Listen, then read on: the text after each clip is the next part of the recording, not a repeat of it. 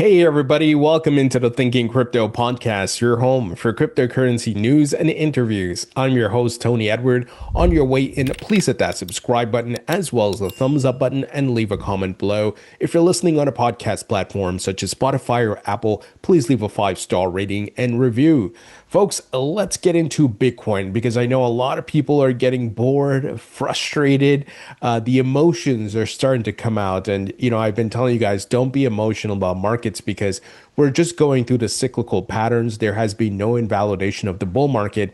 And while the current market conditions can eat away at your confidence or hope and things like that, again, we don't want to invest with emotion. So we got to go to the data. And that's what I want to share with you guys in addition to some crypto news. Now, I put a lot of this content out today in a newsletter on Substack. Make sure you're subscribed. It's 100% free. And I break down a lot of these charts. So if you want to slow down the pace and start looking through the data and the charts that I provide in the newsletter, you can certainly do that.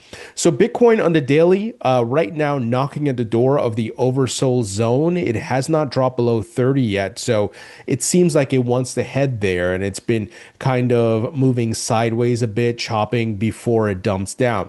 Now that would be healthy because what we've seen is a cyclical pattern of going to the overbought zone where the price rallies to a new high, then a big correction into the oversold zone where we find support levels that don't invalidate the bull market, and then we bounce and keep going up. So same cyclical pattern is playing out here. But one thing I want to caution you all about is that on the weekly chart, the Bitcoin weekly chart, the MACD shows the bears are in control. It's in the red. So we may have another week, another 2 weeks of some downside and then finding the bottom and then start rallying. I do believe, as I stated recently, that we are going to start rallying out of this hole come later in September, and the rally picks up in October because we've seen the seasonality. There's some big news items that are lined up like rate cuts, the Clarity Act, which we'll talk a bit about today, and much more. So at this point, stay strong, expect volatility, but we're still on track despite what's happening here.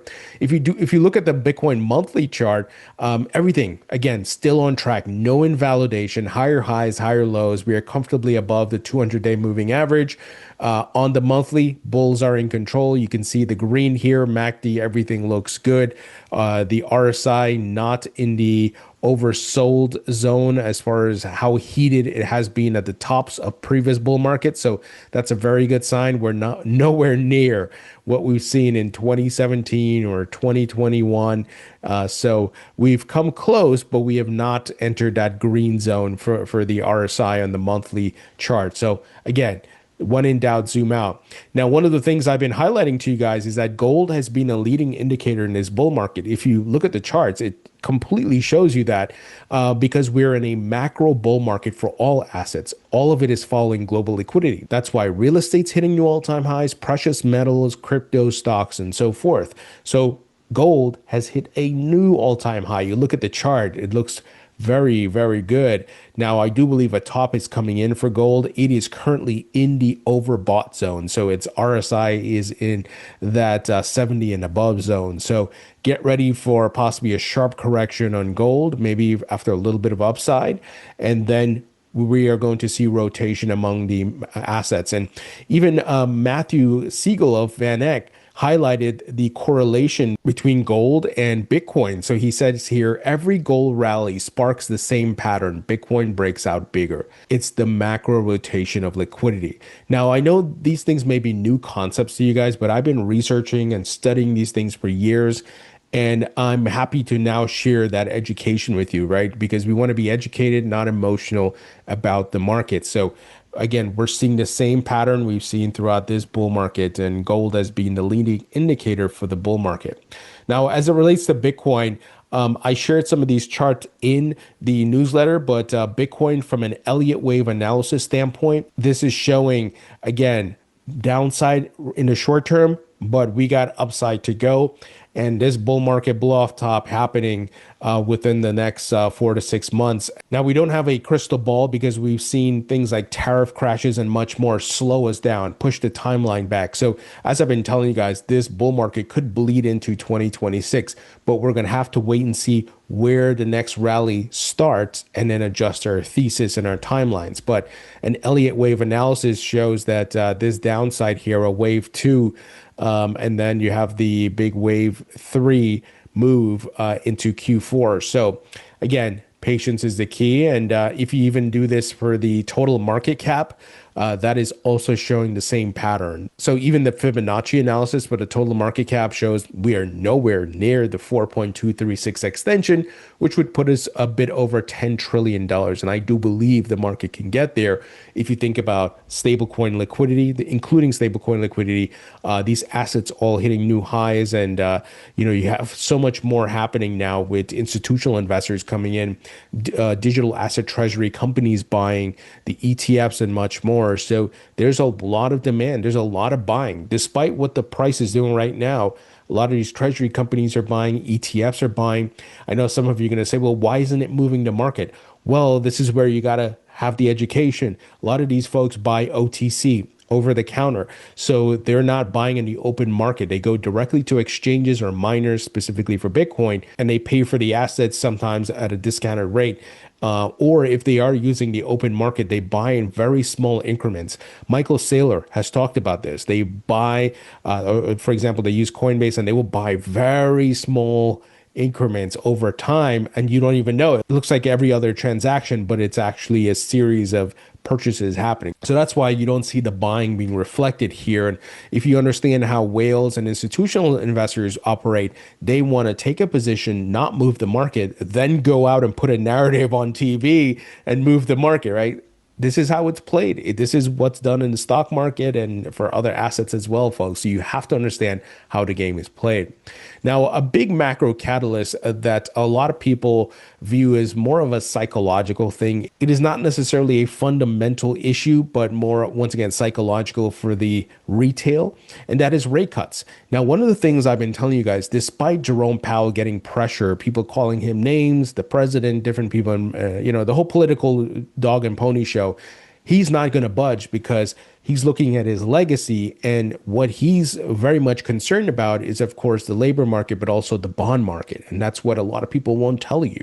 But some very good signs here coming from the bond market. So the bond market is leaning towards rate cuts. The 2-year treasury yield is drifting lower, signaling expectations that the Fed will keep easing. So this is very good. And, I think they will continue to do their liquidity injections. They haven't done full-on QE, but they've done pseudo QE, draining the treasury general account and much more. So the liquidity overall has been going up. You got global liquidity hitting new highs and so forth. And I highlighted this in my newsletter. Global liquidity still shows the upside move here for Bitcoin and crypto assets. Question is, are we going to see a breakout to new highs come November? Because right now it shows that top being in late September, bit into October. So it looks like it's on the rise here, but we need confirmation. So as time progresses, we're going to see the data roll in. And if you do look at the M2 charts for the US and China and other countries, it's all on the rise. So folks, risk assets are, of course, adjusted accordingly based on global liquidity. All right, moving ahead, Michael Saylor's strategy will not be included in the S&P 500. The other day, I told you guys that potentially they could be. But what's interesting, Robinhood got put into the S&P 500, and we know they have gone full on crypto. I recently interviewed the CEO, Vlad Tenev. If you haven't seen that, check it out. They know the future is running on blockchain rails, so they're tokenizing assets. They're doing a lot. And many of these companies that are doing crypto initiatives and offer services are getting a lot of spotlight and are growing. So this is very, very good. Folks, quick word from our sponsor, and that is Propy. Propy is leading the charge with putting real estate on chain. You can buy and sell your house on Proppy and you can receive crypto for it. So if you want to sell your house for Bitcoin or XRP or Ethereum, you can do that. And Proppy's platform is blockchain powered. So the contracts and all these things are done on chain, which is pretty amazing. Proppy's been around since 2017. They've facilitated over $4 billion in transactions, and they're a licensed Web3 pioneer. They have put deeds on chain. They've created NFTs for properties. And for the buying and selling and the escrow service, they use Coinbase. So they are partnered with some very trusted institutions. So I am a Proppy token holder. I have been since 2018. I recognize what they were doing since 2018. And I'm like, look, I see the future being on blockchain, and real estate is the world's largest asset class. And guys, we know it's going to get tokenized. We know what's coming. It's starting with stocks right now. It's starting with gold, but you know they're going to disrupt the whole real estate industry with blockchain, tokenizing certain buildings and doing much more. And Proppy's leading the charge, folks. So if you'd like to learn more about Proppy, go to proppy.com. Link will be in the description. Now, we have some very big updates around the SEC and the CFTC. They continue to ramp up efforts to provide clarity for the market. Just recently, we've been seeing a lot of clarity coming from the SEC as well as the CFTC. They both got their crypto initiatives. One is called Crypto Sprint, the other is Project Crypto. So things are moving in the right direction. So here we got an update that the SEC and CFTC are ramping up coordination to support crypto, DeFi, prediction markets, perpetual contracts, and portfolio margining. The two agencies are aiming to harmonize rules, reduce regulatory gaps, expand trading hours, and use innovation exemptions to keep the U.S. markets competitive. A joint roundtable to be held on September 29th to discuss next steps. Folks, this is what we want to see, because if these two agencies provide the clarity that's needed, it will usher in tons of capital, because many of these institutions and big financial players, some who still can't touch this asset class, especially that the Clarity Act is not passed yet, they need to make sure the SEC and CFTC are on board, because their lawyers, their attorneys are going to say, hey, too risky. We need confirmation. We need it in writing. It can't be that, okay, President Trump is pro-crypto. No, we need the agencies to also have this all out there, the clarity in there, because they're not going to take the risk. I've heard this many times from many institutional players and people who work with those institutional players. So great to see this happening. And again, it will usher in more capital, which will drive the prices of the assets higher. In addition, the SEC is not playing around. They've announced the formation of a cross-border task force to combat fraud. This is great. One of the things I've been telling you guys about is I believe in the free market. I don't believe meme coins should be banned. And I'm just using this as an example, but you need to have guardrails. We can't have pump and dumps. And this article talks about a lot about pump and dump and ramp and dump schemes. So they're going to start going after those people who are taking advantage of these platforms and not doing the right things. So if you are doing these bad activities, trying to rug pull people, you better watch out. And guess what? It's not just US. They will go after you across the border. So that's a cross-border task force, right? So if you're doing it from another country and you're affecting US users, get ready, man. You're gonna be in trouble. They're gonna coordinate with the other agencies, regulatory agencies around the world. And with all these countries now moving to some sort of standard with crypto legislation and everybody plugging into the blockchains and so forth, it's gonna be easy. It's gonna be easy. So this is very good, folks. I've been waiting to hear about something like this, where these agencies can go after these pump and dumpers and rug pullers and much more. Now, folks, some very good signs around the Clarity Act, the crypto market structure bill. We know David Sachs, White House crypto czar, said that they're expecting in late September to start the process. Now, it's an annoying process, right? You got to vote for the bill to be even considered on the floor. Then you have to vote to have it moved to be reviewed. It's all these bells and whistles. But, we saw this with the Genius Act. But what you want to see is progress with the draft, and that the details are updated based on the feedback of the industry, so that you have a quality bill that reflects what the industry wants, that protects users, provides or opens up innovation, and is ready to hit the Senate floor. So Eleanor Terrett reported that the Senate Banking Committee's latest market structure draft reflects stakeholder and lobbyist feedback. Here are some standouts from the text. Ancillary assets. This section aims to provide that staking and airdrops are not securities, as well as providing the SEC enforcement actions and private lawsuits cannot be brought against existing tokens issued before the date of enactment, providing they are not fraudulent. It also touches on DPIN. I'm not going to read through everything. It also talks about protecting software developers, self-custody protections, and much more. So very positive sign, folks. This makes me very bullish. Things are moving ahead. We're seeing progress, right? Even though it may not go as fast as we want. But remember, this is in alignment with a huge narrative that could bring us the blow off top. That once this starts passing in the Senate and much more, altcoin ETFs get approved by the SEC because the deadline's in October. We're setting up for a massive parabolic move so that these things are going to drive the narrative. So very bullish. Now, folks, recently I told you all about Crypto.com partnering with Trump Media. Well, apparently Trump Media closed the deal to buy the 640 million in CRO tokens.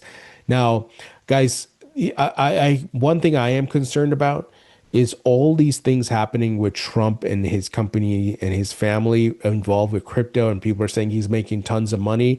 You know, a lot of Democrats are not going to like that, right? And even if you're not Democrat, a lot of independent people don't like it as well.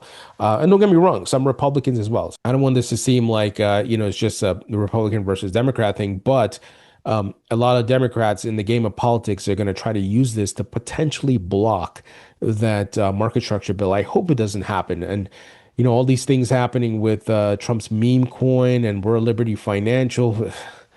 It's a bit too much. I wish the Trump family, if they wanted to be involved in crypto, they would wait for the bill to pass before they do this stuff. But hey, we can't control that.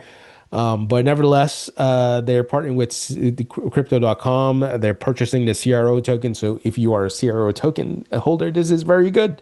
I personally don't hold a token, and I think it could do well, based on the exposure to distribution it's going to get here. And, probably a lot of Trump fans are going to invest in this. Now, moving ahead, Brazil's largest asset manager, and I hope I don't butcher this, Lao Asset forms dedicated crypto unit. So it's Lao Assets. I know again, I may not be pronouncing it right, but I often tell you guys, crypto is a global asset class, and we are seeing development, movement, investment across the globe. So Lao Asset Management, Brazil's largest private asset manager, has created a dedicated crypto division and appointed former Hashdex executive João Marco Braga da Tuna to lead the new unit. The unit builds on the company's existing crypto products, including the bank's Bitcoin exchange traded fund and a retirement fund offering exposure to digital assets. The company they manage 1 trillion reais, which is $185 million in assets for its clients. Here's a quote. The crypto asset segment has unique characteristics for generating alpha. It's a relatively new market that creates major opportunities due to its volatility. Folks, again, I often say this. Do you see what's happening? There is a global race. And you still have people out there who think this is a scam because they haven't taken the next step to educate themselves. They just see the speculation market, but they don't see the technology and the disruption and the utility of all this. And this being that next layer on top of the internet. So it's going to change the way we do commerce and interact with each other and trust each other and much more. But very bullish. I mean, incredible news here. Now, look at this. Nasdaq approves Sol Strategies listing for next week. So it looks like this is a digital asset treasury company focused on Solana, of course. So Canadian blockchain company Sol Strategies is set to debut on Nasdaq next week after securing approval to list its shares. In a Friday notice, Sol Strategies said it would begin listing common shares on the Nasdaq Global Select Market starting on September 9th under the ticker symbol STKE. The listing will end of the company's shares trading on the over-the-counter venture market OTCQB while maintaining trading activity on the Canadian Securities Exchange. So, folks, the expansion continues, right? Companies going public, getting publicly listed on stock exchanges around the globe. Obviously, more so in the United States because there was a huge block over the past 4 years under Elizabeth Warren and Gary Gensler. But now the floodgates are open and a lot of folks are going live on stock exchanges. Pretty incredible stuff. Now, moving ahead, Stablecoin X expands financing to $890 million for Ethena's ENA treasury. So, Stablecoin X and TLGY acquisition have secured an additional $530 million in financing to buy digital assets, bringing total commitments to $890 million ahead of a planned merger and Nasdaq listing. Folks, look at the capital that is sloshing through this asset class and industry. People are bullish. They see the long-term potential. And now that doesn't mean everything's going to be a winner, but clearly these are signs of maturation and growth. We saw this in the dot-com boom. So this is where you do have to be careful, of course, do your research. What are quality token projects, companies, and much more. Be smart, right? Not just because a company got money means they're good or they're going to be properly run. Management and having a proper CEO and people making right decisions is important. So but from a macro perspective, these are all healthy signs. So the combined company to be renamed Stablecoin X Incorporated is set to hold more than 3 billion ENA, the native token of the Ethena protocol. According to the company, it will be the first dedicated treasury business for the Ethena ecosystem, which issues the USDE and USDTB stablecoins. Now, I don't know much about the Ethena protocol or blockchain and some of these stablecoins, but man, that's a lot of capital. They're going to get publicly listed. And again, you want to be smart and see who's backing them and so forth. It looks like some big names: Brevin Howard, Parify Capital, Han Ventures, Dragonfly. So a lot of big names here. So folks, things are heating up. I know the prices don't reflect that right now, but again, don't be emotional. Look at the data, look at the charts, the analysis I shared with you guys on this podcast, as well as in my newsletter. So make sure you go subscribe to that newsletter. It's 100% free, folks. Check it out. Link will be in the description, and it has a lot of, once again, the data points I'm highlighting here. And it's a great way to educate yourself and get familiar with these things, right? Start looking through them, notice the pattern recognition and all these things that are taking place. Folks, also check out my book on Amazon. It's available in paperback and digital. And check out my course at mycryptocourse.com. This is a comprehensive course that teaches you every aspect of crypto. So if you'd like to learn more, go to mycryptocourse.com. All the links will be in the description. Thank you so much for watching and listening. I appreciate you all, and I'll talk to you all later.